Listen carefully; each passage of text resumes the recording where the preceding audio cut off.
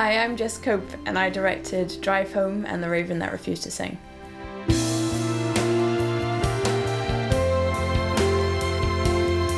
Both The Raven and Drive Home were based on short stories that Stephen and Hai had written for the album.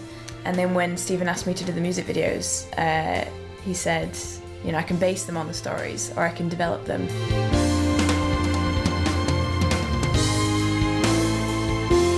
We'd done The Raven, and Drive Home was dangerously similar in that respect. So we wanted to do something a little bit less supernatural and maybe a little bit more psychological, because it's all about a guy who represses his memory after a really traumatic experience watching his partner die. So we wanted to add this kind of ominous dark figure which acts as a supernatural element in the video. And this is actually his unconscious self stealing away all of the mementos that might remind him of his lost love.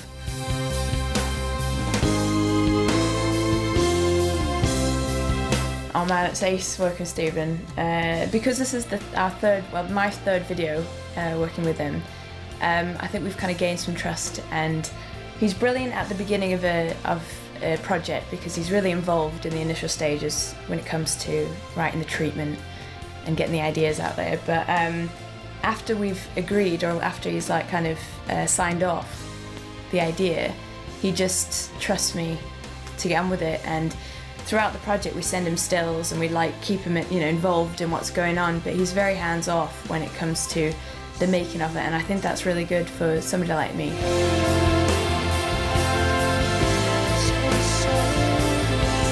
Well, we've always, the last two videos we did, we've worked with a really small crew, and it's always been the same people I know and trust, and it's simpler that way. And we've also always filmed it at home.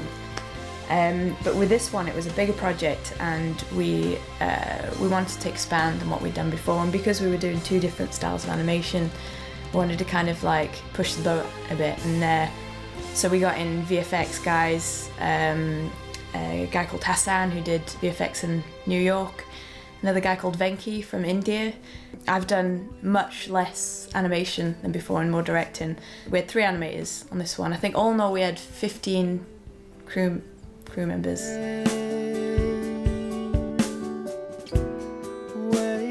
Because these stories have already been written and Hai has done a lot of like the concept work for them in the book, that's what kind of inspires me initially. And because he's already developed the characters, I mean, Stephen's always given me the choice of, do I want to kind of develop my own characters or would I like to like build on his? And it's always the latter, I think, because he nails it. It's important that I bring something to the table with regards to the way that the film looks, and I think because I'm making it, that's always going to happen. But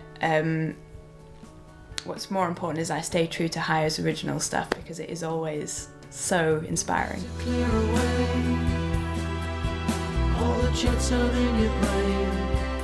Both of the videos took 4 months. Drive Home was probably the hardest one, but we did have a bigger crew on that one. I aimed to make all the cutout puppets for Drive Home in a month, but the stop motion puppets then had to be made whilst we were animating the cutout stuff. And Tofu was editing right from the get-go. As soon as I started animating, he was having to kind of put things together because it was such a long song and a big project.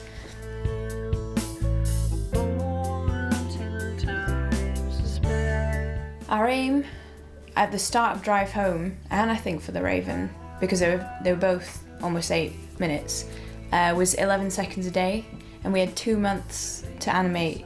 But for Drive Home, we ended up getting in two more animators, so that the amount of seconds we had to do went down to 7.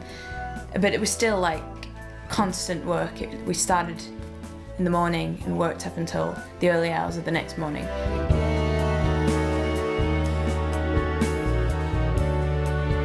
Well, they both actually were difficult in their own right, because The Raven was the first cutout animation I'd ever done, and we were learning the whole way, and we'd set ourselves impossible goals. We'd also animated a lot of the backgrounds with the characters, and unfortunately when you do that you have shadows creeping in, And if something goes wrong, you have to start the shot over again. With a bigger team, means you've got a lot more to keep your eye on, and you've got to really kind of get into the director's role, and you've got to be on top of everything. And for someone like me, that's really difficult, especially if I'm not doing the lion's share of the animation. It was quite a, kind of a learning curve for me.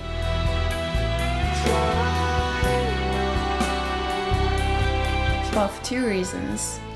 The one being we had to somehow tie in the two styles of animation, and the easiest and the cheapest way of doing this was to kind of make the worlds out of the same kind of texture, and newspaper just seemed to be the best option. I don't know how it came about. I think maybe I might have been a little bit inspired by my uncle who makes these weird animal heads out of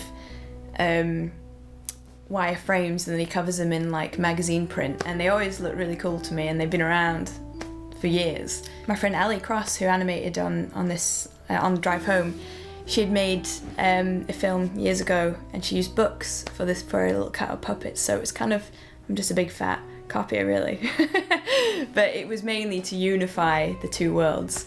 I think there might have been a little bit of unintentional symbolism in there, because Stephen's original story was all about this man who is trapped in this world of letter writing to his lost love, but he has no address to send them to, and if you look in the house, there's just stacks and stacks of letters, so I think it just kind of tied in with that story.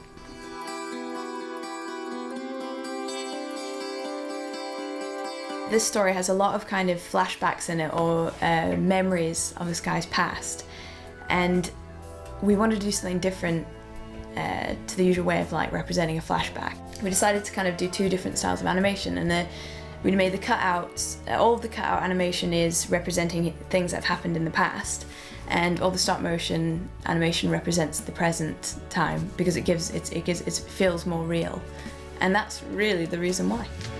You need to clear away all the stop motion puppet was just a metal armature that Beth Dupe put together.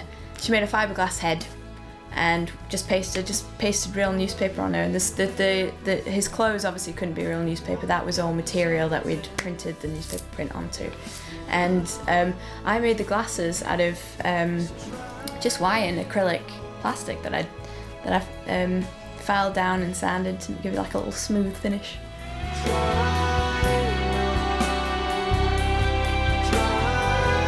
When I first kind of started Drive Home, the one thing I wanted to do was animate with Vaseline.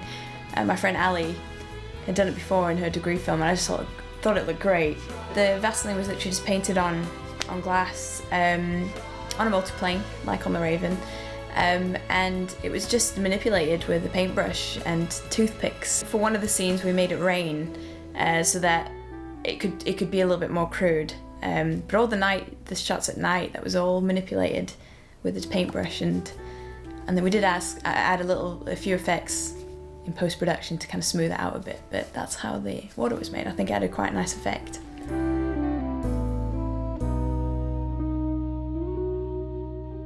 So all the animation filmed against a green screen, and our compositor and editor, Topher Holland, it was his job to kind of put it all together, and it was a massive job in the end, but I thought it looked ace.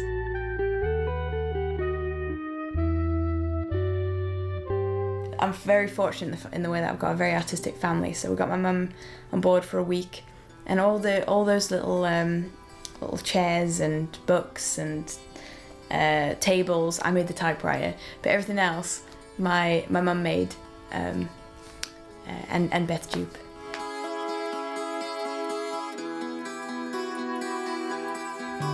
And the first stage was I did all the storyboards, and we passed that along to our editor, Topher Holland, and he timed the storyboards to the music. There was one major point that we had to hit with visuals and the sound, and that was Guthrie's solo, and that's the point where Charles hits the water, and that was the only thing that we wanted to kind of get bang on. But everything else, we just kind of trusted our editor to kind of time it to the music.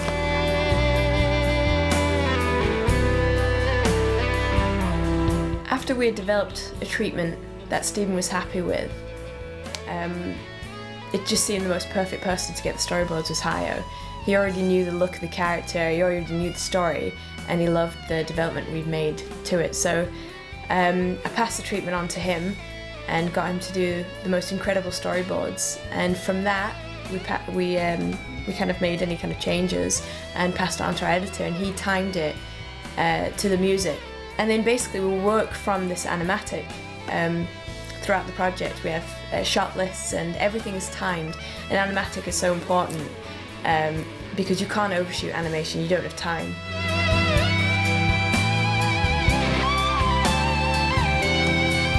Well, we filmed all the animation on a Canon DSLR, and we used an animation software called Dragon Frame, which I'll swear by this software, it's awesome and I'd recommend it to any animator.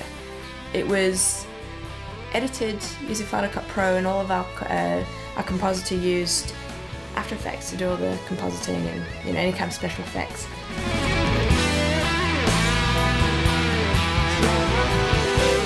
Well, I've had an idea since 2007 for a feature film, which I've been developing over the years, and I would love for it to be scored by someone like Stephen.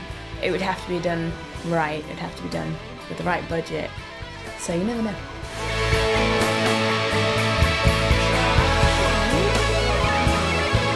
You'll just have to wait and see.